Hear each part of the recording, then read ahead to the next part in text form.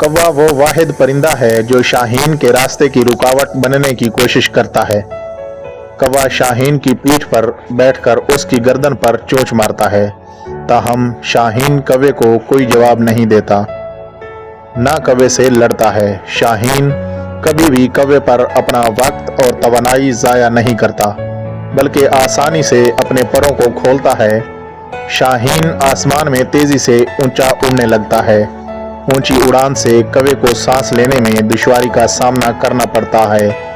Oxygen में कमी की वजह से कौवा शाहीन की पीठ से गिर जाता है। जिंदगी में कौवे जैसे लोगों के साथ अपना वक्त ज़ाया करना बंद करें, शाहीन बने और ऊंची उड़ान भरें। कौवे अपने आप मिटते जाएंगे।